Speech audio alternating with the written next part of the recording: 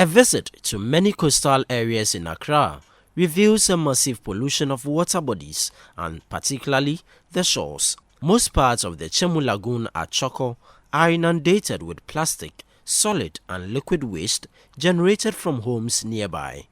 In some instances, residents engage in open defecation.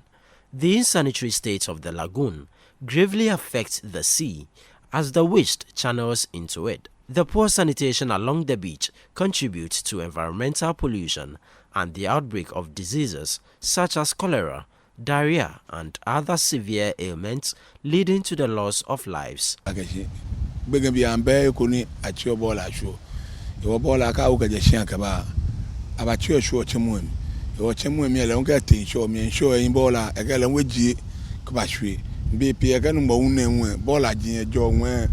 Jogo time ka jone kegbe ni ba ne wo ga ba twen show na baba o e wo ka wule me am ko amende ni am ka rake ba rake here be fi show na fin basa yo ne fin show na fin basa fi ojo ma ga me pi ni am pene ni achi obo le show bi she ba la ka chi na ai ko na ba achi show e wo no aka ba na ba chi o show bi ne ke ba le na ke ko lo to ji na me lo bi ne ke fun ejejo ami e get take olu agugun ka me gbogbo am gbogbo under sport no ke mo bola na lo gbogbo mo chemu ami ni gbegen bi ehun yo bi ene le hun le we ba le na kan e ha me la bi le hun ke ko pe na ye ke le hun afi problem konkuro environment mi efe fine mi eje ngba excuse me ko mo ko mbo ohun mo ba cho na kan environment me benit e wo e kan ko beto na me fi obi ene ehin Nike beni amewiake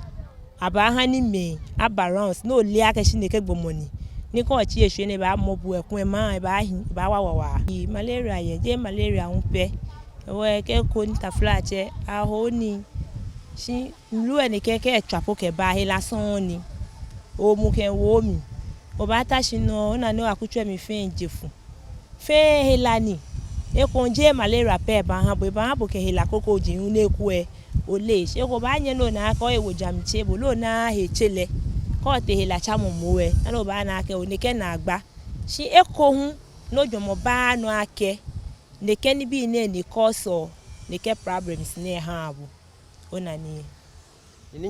The situation was no different at the Jamestown coast as the plastics could be seen flooding the shores and open defecation taking place. For others with an entrepreneurial taste, the collection of some of these plastics for recycling purposes offers them some money for survival. But the situation isn't obviously one that would attract tourists who may be seeking for some relaxation moments at the beaches.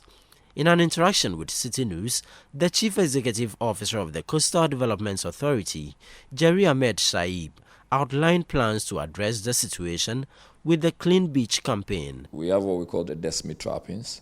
So the decimal trappings, what it only does is really to stop the plastics from getting into the ocean. So it's a trapping that is spread along the lagoon. So whatever, so for instance, if you have plastics running from Odo into the Koli, it ends where the decimal trappings are. They trap the plastic from getting into the ocean.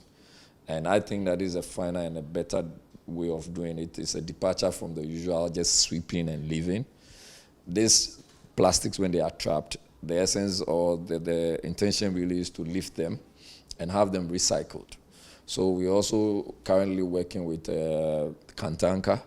We've got a few of we call them shredders, that those ones are supposed to shred those plastics for us to see how best they can be recycled or converted into bitumen and for other purposes or for other uses. So yes, we are going to employ people, and these people are going to be largely the local people. But we are not doing this all by ourselves, like I said. We are doing this also in tandem with the MMDCs along the coast. The consideration is not along the coast purposely, because most of these plastics are also created beyond the coast. So if you are within the zone, the coastal development zone, we are set to meet and have a major stakeholder engagement sometime before the end of the month. And this is also to judge on how the MMDCs can also bring in people who are local people to support. And if we have to give them some stipends, yes, that's the plan, to create employment as well. But how does the government intend to sustain the policy? Tourism is about a third revenue exchange, and if we are able to put things in order, we intend to push the beach soccer. So we also intend to have some stadia, God willing, if all things go right as we are planning, and to get a lot more beautiful activities along the beach. So as part of the project, we also intend to have coconut plantation or cultivation along them, and that is also supposed to be supported by the MMDCs.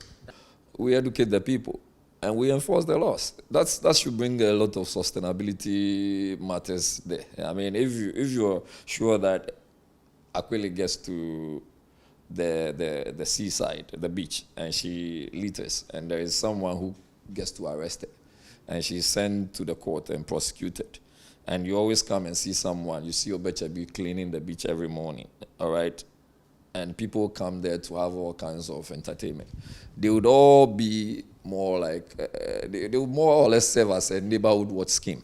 And all of these people would help sustain it. So I think education is key, like you said, but we've done few and it's not really worked. But education and enforcement helps better. At the shores of Chemuena in the Greater Accra region, I've seen quite a number of children swimming and others relaxing, with others also catching the breeze. But these activities could have taken place in a much more decent and a serene atmosphere if we had the shores clean. It is hopeful that the Clean Beach campaign by the Coastal Development Authority would help make this a reality. Reporting from Chemuena, my name is Ni Ayukwe Okain for Citi News.